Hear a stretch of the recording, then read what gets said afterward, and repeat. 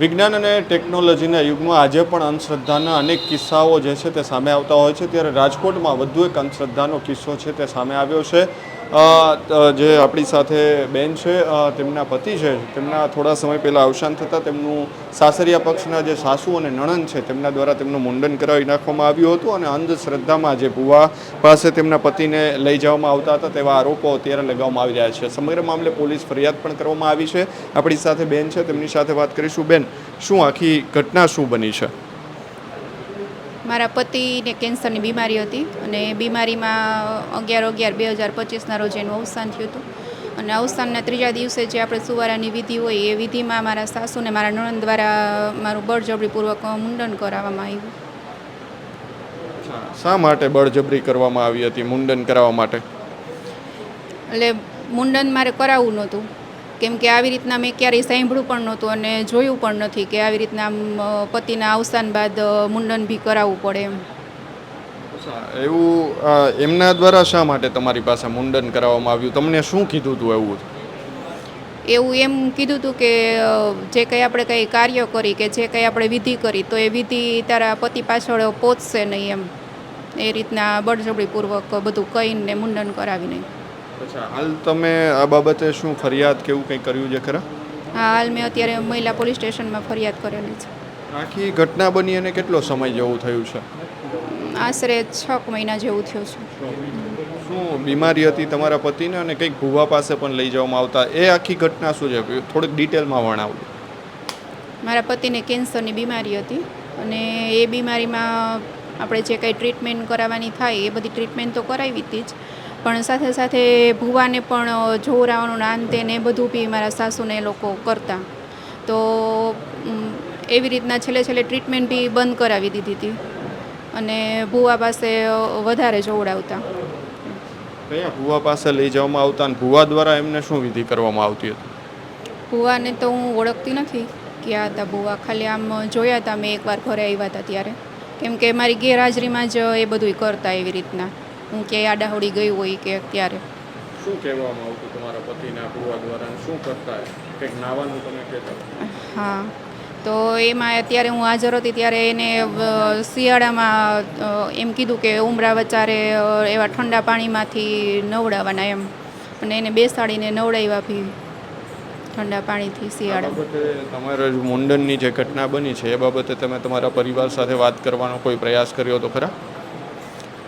ત્યારે મારે ફોન કરવો તો મારા પપ્પાને, તો એ મારો ફોન પણ લઈ લીધો અને ફોન પણ ન કરવા દીધો, અને ત્યાં કોઈ મારું પિયરિયાવાળા તો ત્યારે હોય નહીં હાજર, તો એ રીતના બળજબરીપૂર્વક મુંડન કરાવ્યું હતું। માનો છો કે આખી ઘટના જે બની છે અંધશ્રદ્ધાના કારણે બની છે? હા, ચોક્કસ અંધશ્રદ્ધાના કારણે જ બની હોય, કેમ કે અત્યારે તો મેં ક્યારેય, અત્યારે મારા 35મું વર્ષ હાલે છે, મેં ક્યારેય જોયું નથી, મેં ક્યારેય સાંભળ્યું પણ નહોતું કે આ રીતના પતિના અવસાન બાદ આ મુંડન કરાવવું પડે અને એમ કે પતિ પાછળ કંઈ આપણે કાર્ય કરી તો એ પહોંચશે નહીં, તો ત્યાં કોણ જોવા ગયું છે કે પહોંચશે કે નહીં પહોંચે એમ। બીજું કોઈ તમારી સાથે કંઈ ઘટના બની હોય સાસરિયા પક્ષમાં, એવું કંઈ થયું છે ખરા આના સિવાયની કોઈ અન્ય ઘટના? અત્યારે તો એવું કંઈ છે નહીં। હવે શું માંગ શું છે તમારી? બસ આવી અંધશ્રદ્ધા આપણા સમાજમાં જે છે એ અટકે હવે અહીંયાથી, અને મારી સાથે જે બન્યું છે એવું ક્યારેય કોઈ સાથે ન બને, બસ એ જ। તમારે 2 બાળકો પણ છે, એમને લઈને કોઈ તમારી માંગ ખરા?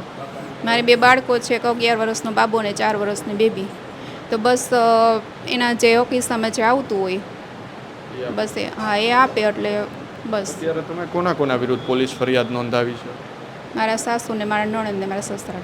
પોલીસ પાસે શું અપેક્ષા, શું માંગ છે તમને? બસ ન્યાય આપે એ જ। ઓકે, તો આજે આપણી સાથે બેન કે જેઓ ધોરાજી સાસરે હતા અને તેમના પતિ છે તેમનું કેન્સરમાં મોત થયું હતું, પરંતુ જે પતિના જે પરિવારજનો છે તેમના દ્વારા ભુવા જે છે તેમને બતાવવામાં આવતું હતું અને છેલ્લે દવાઓ જે છે તે પણ બંધ કરી દેવામાં આવી હતી। તેમના પિતા આપણી સાથે છે, તેમની સાથે વાત કરીશું। કાકા, આખી ઘટના શું બની હતી? આખી ઘટનામાં એવું છે કે અમે ત્રીજા દિવસે ત્યાં બેસણું હતું, બેસણામાં ગયા ત્યારે અમને ખ્યાલ આવ્યો કે મારી બેબલીએ માથે કપડું બાંધેલું હતું, એટલે અમે એને બોલાવી પાછળ બાજુમાં, તો એ રોવા માંડી, કીધું શું થયું? કે મારા વાળ પપ્પા ઉતરાવી લીધા પરાય, તારે અમને જાણ કરાય ને, ફોન કરતા અત્યારે ફોનની સુવિધા કેટલી છે, તારે ફોન કરી દેવાય ને, ધોરાજી પહોંચતા 15 મિનિટ થાય જેતપુરથી, તો કે બાબા ફોન મારી પાસે લઈ લીધો કે ફોન ન કરવા દીધો કે તારે અમે એટલે જેટલું કહીએ ને તને એટલું જ તારે કરવાનું. તારા પપ્પાને કે આમાં પૂછવાનું ન હોય કંઈ કે પરાયણે મને કે વાળ ઉતરવા બેહાડી દીધી પછી કે હું કહું મારા હારાની કોઈ ન બોલ્યા કંઈ. આખી આ જ્યારે ઘટના બની ત્યારે શું એમના પતિને શું તકલીફ હતી, તમારા દીકરીના તમારા જમાઈને શું તકલીફ હતી? એને કેન્સરની બીમારી હતી 2 વર્ષ થયા, એટલે એ ટ્રીટમેન્ટ એની ચાલુ હતી. છેલ્લે તો પછી ટ્રીટમેન્ટ બંધ કરી દીધી અને ભૂવા બારાડીમાં માનતા વધારે સમજી ગયા. નકર એમ તો એ 2 વર્ષથી કાંઈ હતું નહીં, એમ ખબર ન પડે કેન્સર છે એને. એ તો બધી 4 વ્હીલની છે અહીંયા મથુરામાં જઈએ 2 વખત 4 વ્હીલ લઈને પોતે હળ કકાવીને, એમ કાંઈ તકલીફ નહોતી. પછી આ બધા શું છે કે એ દવાઓ બંધ કરાવી અને ભૂવો ભરાણી માનવીના જોવામાં એમાં તાત્કાલિક ફેલ થઈ ગયા. ભૂવો કોણ હતો કે એ કંઈ ખ્યાલ છે આપને? ભૂવો તો આપણે ન ઓળખતા હોય ને એ લોકો ધોરાજીથી બોલાવ્યો હોય, બરાબર છે. હવે એ મારા જમાએ 7-8 તોલાની લક્કી પહેરી હતી, બરાબર છે. એની માં કેટલી હોશિયાર છે એને ખબર પડી ગઈ હતી મારો છોકરો હવે રીએ છે નહીં, બરાબર. એટલે એને એ બોલા ભૂવા દ્વારા કહેવાય કે આ ફોનું છે ને અને કાઢીને ગયા વેચી નાખો કે રાખતા નહીં ફોનું. કારણ કે મારી દીકરીના હાથમાં ન હોય ને એટલે એમ એ લકી છેલ્લે કઢવી લીધી હતી. બાકીના દાગીના તો એની પાસે જ હતા, એની હાવ પાસે. હજી આપ્યા નથી અમને. આ બાબતે તમે અત્યારે ક્યાં ફરિયાદ કરી છે, કોના વિરુદ્ધ ફરિયાદ કરી? રાજકોટ મહિલા પોલીસમાં આપણે અત્યારે ફરિયાદ થઈ ગઈ છે, 2-3 દિવસે ચાલુ જ છે એ. એટલે એ તો ફરિયાદ હવે દાખલ થઈ FIR નોંધાઈ દીધી સીધી. એટલે એ હવે કાલ પાછું જવાનું છે. આવા અંધશ્રદ્ધાના કિસ્સા આ સમયની અંદર આવી રહ્યા છે, તમે શું કહેશો એ બાબત? આ અંધશ્રદ્ધા તો આ ખોટું જ છે. અમને નવાઈ થઈ ગઈ. મેં મારી 60 વર્ષની જિંદગીમાં કોઈ દીકરીને આવું જોયું નથી, બરાબર છે. પહેલી વાર મને આ સાંભળો મારી ઘરે પ્રશ્ન બન્યો એટલે કે આ વસ્તુ તો બહુ ખોટી કહેવાય એમ. અને આવા લોકોને તો છે ને કડકમાં કડક સજા થવી જોઈએ. આવા લોકોને કડકમાં ભૂવાને હોત ભેગો લેવો જોઈએ એમાં તો. બરાબર. તમે જે ફરિયાદ નોંધાવી છે એ કોના વિરુદ્ધ નોંધાવી છે? એના સાસુ સસરા નણંદ. બરાબર. એને સસરાને બોલવું તો જોઈએ ને, ઘરના વડીલ કહેવાય. એ કાંઈ બોલ્યા નહીં. હવે શું માંગ છે તમારી? હવે તો અમારી દીકરા માટે માંગ છે. આ મારી દીકરીને એક દીકરો છે 10 વર્ષનો અને એ દીકરી છે 4 વર્ષની. એના માટે અમે 20 લાખ રૂપિયા માંગ્યા છે. હવે એને આપવા નથી, બરાબર. ન્યાય એની પાસે મિલકત છે 2 કરોડ રૂપિયા, એને આપવું નથી કંઈ. તમે બોલશો બેન? બિલકુલ. તો આ હતા પરિવારજનો. તેમણે કહ્યું છે કે જે તેમના જમાય છે તેમનું 6 મહિના પૂર્વે મૃત્યુ થયું હતું અને કેન્સરના કારણે મૃત્યુ થયું હતું, પરંતુ તેમને દવાઓ બંધ કરીને છેલ્લે ભૂવા અને ભરાડીને દેખાડવાનું શરૂ કર્યું અને તેમના જ કારણે તેમનું મૃત્યુ થયું હોવાના આરોપ પણ લાગી રહ્યા છે. હાલ સમગ્ર મામલે પોલીસ ફરિયાદ જે છે તે જે સાસરિયા પક્ષ છે તેમના વિરુદ્ધ નોંધવામાં આવી છે. ઉલ્લેખનીય છે કે આજની તારીખની પણ અંદર અત્યારે અંધશ્રદ્ધા જેવા કિસ્સાઓ જે છે તે સામે આવી રહ્યા છે. પતિ જે છે તેમને શાંતિ મળે તેમના માટે આ જે દીકરી છે તેમનું અત્યારે મુંડન કરવામાં આવ્યું હોવાના પણ આરોપ લાગવામાં આવી રહ્યા છે. ત્યારે રાજ્ય સરકાર અથવા તો પોલીસ જે છે તેમને આ ઘટનાની અંદર કડકમાં કડક કાર્યવાહી કરવામાં આવે તેવી માંગ અત્યારે પરિવારજનો કરી રહ્યા છે. કેમેરા પર્સન કેવિન નિમાવત સાથે મયુર સરવૈયા, સ્વરાજ મીડિયા, રાજકોટ.